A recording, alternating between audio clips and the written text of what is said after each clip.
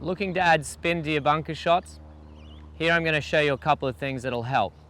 In this instance, I need to fly it up onto the sort of top deck there, but make sure I put a little bit of spin on it so it doesn't go over the back of the green. When adding spin to bunker shots, you've got to take into account the lie. If the ball's sitting down, it's not going to spin. If you're using a distance golf ball, it's not going to spin. You need to make sure that you've got the right equipment, that being a ball that's designed for spin.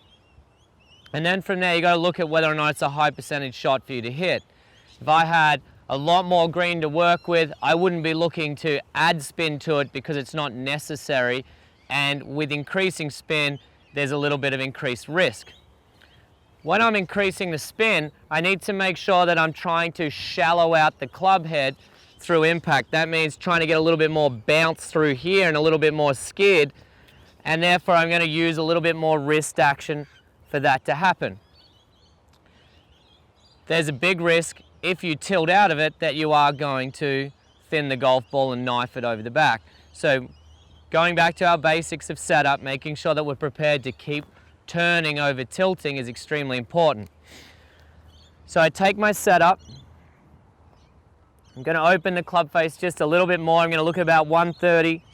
Everything else the same, but I'm just going to be a little quicker with my hand action through impact. Let's give it a go.